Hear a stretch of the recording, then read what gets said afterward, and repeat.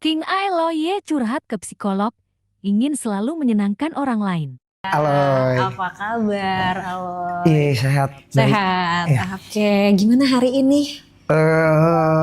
Biasa aja. Biasa aja? Iya, maksudnya kayak biasa aja gitu. Kayak biasa aja. Oke. Ada yang mau diobrolin? Ada yang mau diceritain? Bingung sih saya. Saya tadi mikir mau apa ya gitu. Karena nggak tahu gitu. Maksudnya bingung. Iya, iya. Aku suka deh kamu. Iya. Boleh lihat nggak? Iya. Oke. Apa itu? Ini album barunya Hindia. Oh, oke. Tapi berarti rutin ganti ini? Kadang kalau lagi pengen ya. Kalau lagi pengen iya. ganti. Oke. Lumayan. Oke. I love your hair.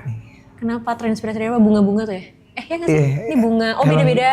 Hello Kitty. Ada Hello Kitty. Wow. Iya, Kenapa? megang AK-47 deh. Oh, oke. Baik. Emang suka Suka ganti-ganti aja. suka ganti-ganti. Oke. Gimana perasaannya hari ini? Right now, bukan hari ini. Sekarang. Bingung sih Kak. Soalnya bingung mau nanya apa gitu. Bingung nanya apa? Iya. Oke.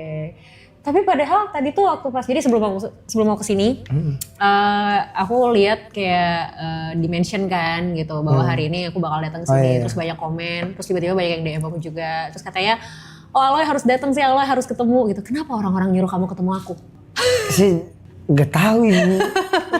Aduh, bingung sih, beneran bingung sih. Oke. Pengen nanya apa juga nggak begitu. Ya kayak ya udah aja gitu. Iya. Kayak misalkan ada apapun kayak lebih ya udah gitu.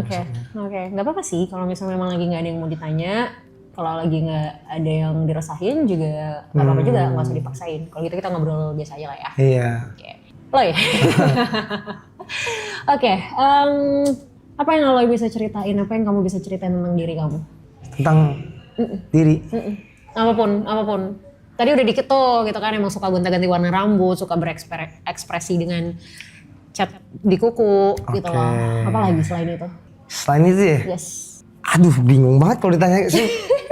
Bingung sih Kak kalau ditanya kayak misalkan saya dirinya apa, maksudnya dirinya apa ya. Oke. Ya kayak gini aja gitu.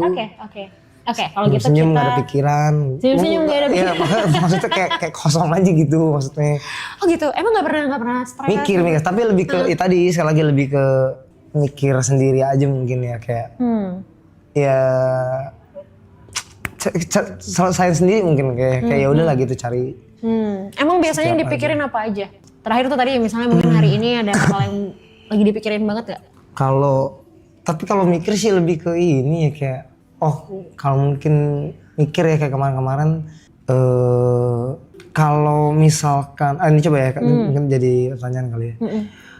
Caranya kita ngilangin apakah baik atau buruk kalau kita tuh jadi people pleaser gitu, maksudnya jadi apa ya itu. Oke. Sebelum aku jawab, kenapa terfikirkan untuk nanyain itu? Apa kamu merasa kamu people pleaser atau apa? Kadang ada yang bilang gitu, ada yang bilang gitu, makanya ini sebenarnya tuh jadi pertanyaan kan jadi maksudnya baikkah atau burukkah gitu. Jadi seorang people pleaser. Iya, aku juga nggak tahu sebenarnya aku tuh kayak gitu apa enggak. Karena aku nggak tahu ya, maksudnya sadar atau enggaknya gitu. Oke. Kenapa orang bilang kamu people pleaser? Nah itu aku juga mungkin karena iya aja kali ya. Oh. Iya apa yang ini ayo gitu. Nah, ketika kamu iya aja, ayo aja itu tuh, kamu sendiri nyaman nggak ngelakuin itu? Atau sebenarnya kayak, nggak mau lagi gue sebenarnya gitu loh? Ada yang nyaman, ada yang nggak nyaman. Tapi kalau yang nggak nyaman pun dinyaman-nyamanin aja. Nyaman-nyamanin aja? Iya. Cara nyaman-nyaman ini gimana? Aduh apa dulu contohnya ya? Ya, biar lebih gampang deh coba. Cari contoh yang mungkin udah pernah dilakuin. Aduh bingung lagi Kak kalau disuruh mikir gitu. Cuman kayak lebih ke ya udah aja lah gitu kayak ya udah ntar juga ini ntar lewat gitu loh. Oke, jadi akhirnya udah jalanin aja, ntar juga kelar kok, ntar juga terlewat kok gitu. Oke. Pernah nggak ada momen ketika dimintain sesuatu terus sebenarnya lagi kayak aduh gila nggak pengen banget nih gue, misalnya kayak disuruh minta ada orang yang temenin gue dong gitu kan, atau anterin gue dong gitu. Terus kamu tuh sebenarnya kayak lagi capek banget, lagi males banget, tapi ujung-ujungnya iya juga. Iya. Ada momen kayak gitu. Sering nggak? Lumayan kayaknya. Ya bisa ya lumayan lah. Lumayan. Oke. Ya, ini mungkin bukan belum tentu bisa jadi jawaban pasti, tapi indikasi ke arah people pleaser memang ada indikasi ya, baru kemungkinan ya gitu. Cuman kamu mungkin mesti cross check lebih banyak lagi gitu. Bener nggak sih gitu aku tuh people pleaser gitu. Ada indikasinya ke sana. Kalau tadi pertanyaannya sebenarnya baik nggak sih jadi people pleaser? Depend on sih, sebenarnya tergantung sih gitu. Tergantung kayak di dalam situasi apa. Kalau misalnya people pleaser-nya ini bikin kamu jadi even nggak bisa prioritasin diri kamu sendiri, itu yang nggak boleh, itu yang bahaya. Misal kamu lagi capek banget, kamu lagi ngantuk banget, kamu lagi harusnya istirahat, tapi kamu tetap iyain omongan orang. Atau misalnya kayak kamu tuh sebenarnya nggak suka, kamu sebenarnya nggak nyaman, tapi tetap kamu lakuin buat orang, gitu. Atau kamu misalnya kayak kamu tuh nggak ada nih, kamu tuh cuman punyanya segini gitu. Tapi karena nggak enak sama orang, akhirnya kamu kasih ke orang, tapi malah kamunya nggak punya apa-apa, malah kamunya kekurangan. Nah, itu yang bahaya, itu yang nggak boleh. Oke. Tapi bingung juga sih, ya gak enakan aja gitu maksudnya.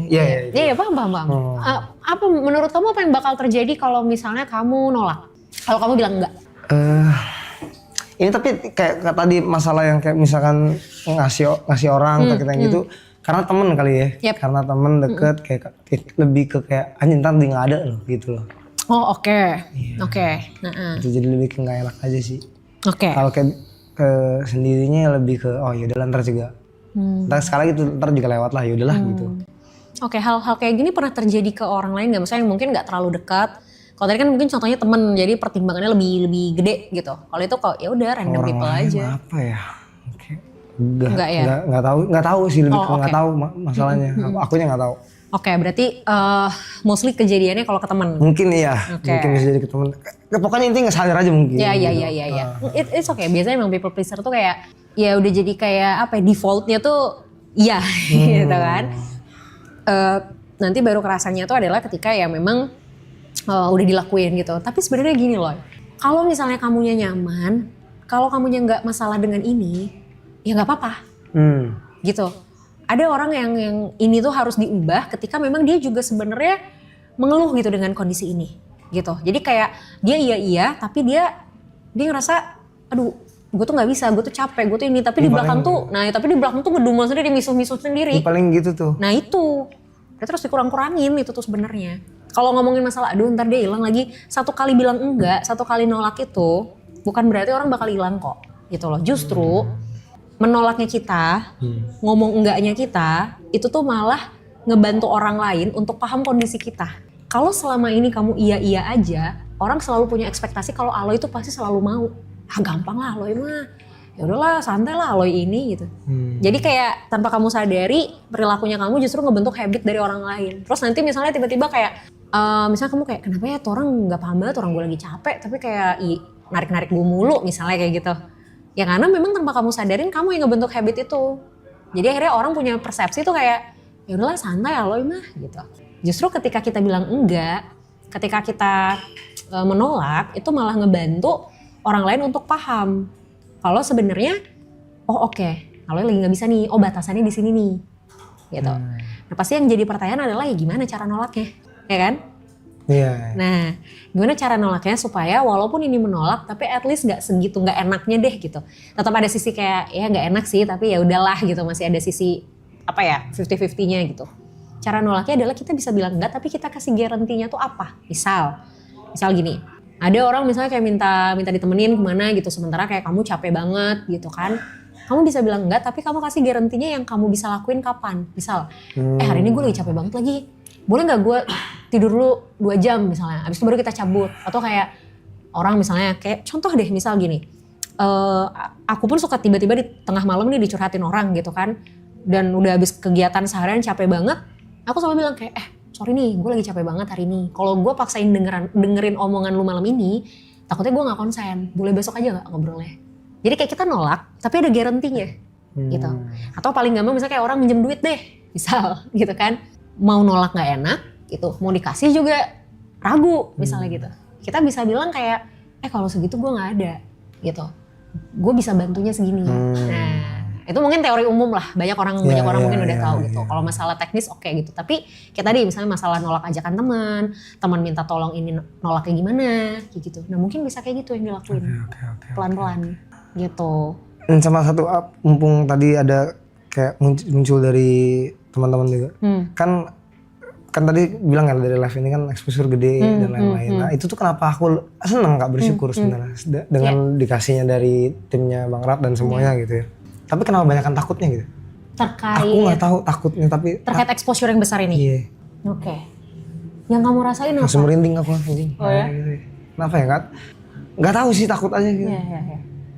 Gini, satu hal yang aku notice ya gitu. Ketika semakin banyak perhatian datang ke kita, exposure yang besar ini kan ngundang banyak perhatian dong, otomatis kan. Semakin banyak perhatian yang datang ke kita, pasti demand-nya akan semakin tinggi. Masalahnya, nggak semua orang nyaman dengan demand. Nggak semua orang nyaman dengan tuntutan, gitu loh. Jadi bagus, exposure-nya bagus, orang mengapresiasi. Tapi semakin banyak yang mengapresiasi, itu kan somehow jadi beban semakin tinggi buat kita. Misal, kamu ujian, dapat nilai 100 misal. Terus dipuji-puji nih gitu sama orang tua. Wih keren banget Aloy, pinter banget dapat 100. Oke, satu sisi diapresiasi. Tapi gimana kalau misalnya di ujian berikutnya nilai kamu 60? Kira-kira apa yang bakal terjadi? Tahu, tolong apa gue nggak tahu. Ya pasti kan apresiasinya beda dong. Iya. Nggak mungkin sama kayak Mungkin, nilai 100. tahu, ya. Dan bisa jadi ketika kamu dapat nilai 100, terus kamu diapresiasi sama orang tua kamu, besoknya mungkin kamu akan berusaha untuk gimana caranya gue tetap pertahanin nih nilai 100 gue. Ya kan? Atau minimal kalaupun turun ya turunnya nggak jauh-jauh banget. Jadi apresiasi ini, atau even kita ngomongnya konteksnya exposure, itu satu sisi kan memang ngasih sesuatu yang bisa memotivasi kita. Tapi ketika sudah terlalu banyak, itu tuh secara tidak langsung jadi beban sebenarnya. Bahwa, berarti gue harus terus begini nih. Berarti gue harus lebih baik lagi nih, tanpa disadari. Itu yang akhirnya, tanpa kalian sadarin, itu bukan lagi hal yang kayak fun gitu loh. Itu malah jadi kayak lebih takut lagi gitu. Iya lebih ke nggak enak aja gitu ntar kalau apa nggak sesuai ekspektasi orang. Nah itu jawabannya. Karena kalian menyadari ya makin tinggi exposure-nya, makin tinggi perhatian orang-orang, makin tinggi ekspektasi orang-orang. Kalau ekspektasi udah makin tinggi, kita kan jadi seolah dituntut untuk melakukan sesuatu yang lebih tinggi juga. Itu ininya. Makanya kenapa ya sama kayak tadi yang aku bilang sama Arab ya, mungkin sesekali harus melihat ini sebagai sesuatu yang ya udah datang aja. Bukan sesuatu yang kayak harus dipertanyakan, bukan sesuatu yang kayak harus dipikirin, wah udah gini, wah ini berarti apa lagi, wah ini berarti apa lagi. Ya udah datang, oh ya udah selesai. Kayak orang habis kayak kita parkir misalnya, kita kasih uang parkir, tukang parkir ngomong makasih. Ya udah makasih, ya udah biasa aja. Bukan berarti besok kita parkir misalnya harus bayar dengan jumlah yang sama lagi gitu. Atau contoh misal kayak kita ngasih ke abang yang buat Iya, kalau kita di perempatan itu, Pak Ogah misalnya gitu, kita kasih 1.000 misalnya, terus makasih bang gitu, ya bukan berarti besok kita harus kasih 2.000 gitu loh, bisa aja tetap kita kasih 200 atau 500 gitu. Oke, thank you Loy. Oke, makasih. Sama-sama dengan senang hati. Terima kasih banyak. Sambil ya. Ambil lah.